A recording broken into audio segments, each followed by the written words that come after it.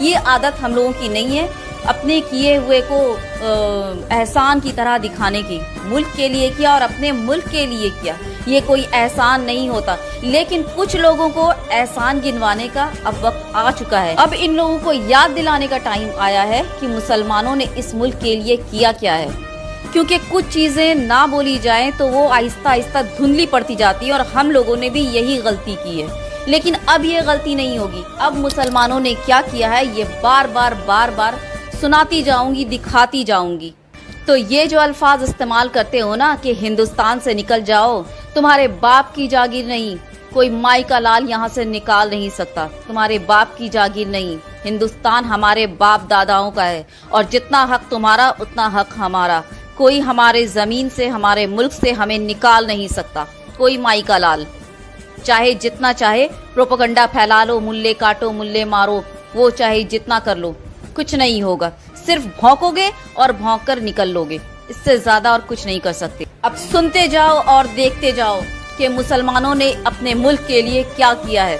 और तुम जैसे नफरत फैलाने वालों की औकात ही नहीं है। कुछ लोग, कुछ जो नफरत फैला रहे हो मुसलमानों के लिए, खास वर्ग के लिए, तुम जैसे लोगों की औकात नहीं है।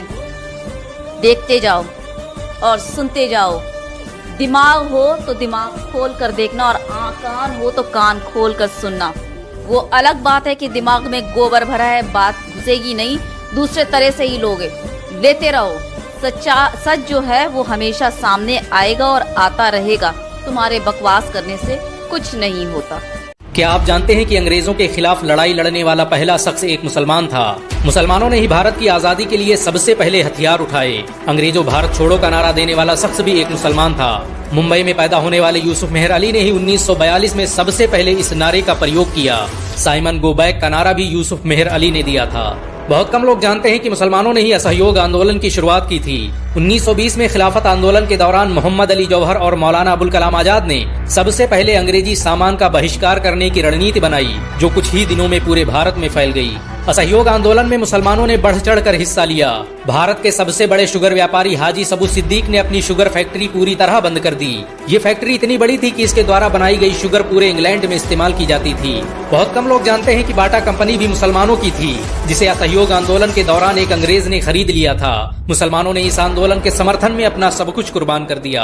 आपको ये जानकर शायद हैरानी हो कि भगत सिंह का केस लड़ने वाला शख्स भी एक मुसलमान था। बैरिस्टर आसिफ अली ने भगत सिंह का केस तब लड़ा जब कोई भगत सिंह का साथ देने को तैयार नहीं था।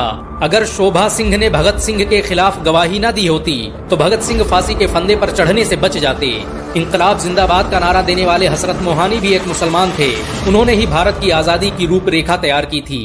इतिहासकारों के मुताबिक 1857 में होने वाले विद्रोह में 50,000 से अधिक उलमाओं को फांसी दी गई और लाखों मुसलमान सरेआम कत्ल कर दिए गए। 1857 में दिल्ली से लेकर कलकत्ता की रोड पर कोई ऐसा पेड़ नहीं था जिस पर मुस्लिम उलमाओं की लाशें न टंगी हों। मुसलमानों ने ही भारत की आजादी के लिए पहली जंग लड़ी। मैसूर के सुल्तान हैदर अली और उसके बेटे टीपू भारत की आजादी के लिए शहीद होने वाले पहले शासक थे। मशहूर क्रांतिकारी अशफाकुल्लाह खान सबसे कम उम्र में फांसी पाने वाले भारत के पहले व्यक्ति थे। औरंगजेब के शासनकाल में अंग्रेज कभी भारत में दाखिल न हो सके। बहुत कम लोग जानते हैं कि जय हिंद का नारा एक मुसलमान आबिद हसन सफानी ने दिया था। ये नारा आज भी भारतीय सेना और शासकीय प्रणाली में सम्मान स्वरूप इस्तेमाल किया जाता है। तिरंगे का निर्माण करने वाली सुरैया तैयब जी भी एक मुसलमान थी। उन्होंने ही भारत के राष्ट्रीय ध्वज। आपको ये जानकर शायद हैरानी हो कि भारत का पहला राष्ट्रीय गीत अजीमुल्लाह खान ने ही लिखा था। बहुत कम लोग जानते हैं कि मौलाना कासिम नानोतवी ने दारुल उलूम देवबंद की स्थापना अंग्रेजों को भारत से निकालने के लिए की थी। इस मदरसे का मकसद देश में ऐसे नौजवानों को पैदा करना था जो भारत की आजादी में योगदान दे सकें। रेशमी रुमाल आंदोलन की शुरुआत करने वाले मौलाना महमूदुल हसन और मौलाना उबैदुल्लाह सिंधी दारुल उलूम देवबंद के ही छात्र थे। मौलाना उबैदुल्लाह सिंधी ने सुभाष चंद्र बोस के साथ मिलकर भारत की पहली अस्थायी सरकार की स्थापना की थी और वह भारत के पहले गृह मंत्री भी थे। आपको ये जानकर शायद हैरानी हो कि मौलाना महमूदुल हसन ने ही 1920 में गांधी को महात्मा का लक़ब दिया।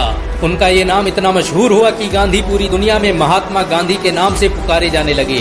महमूदुल हसन ने ही हकीम अजमल खान के साथ मिलकर 1920 में जामिया मिलिया इस्लामिया यूनिवर्सिटी की स्थापना की थी ताकि भारतीय शिक्षा।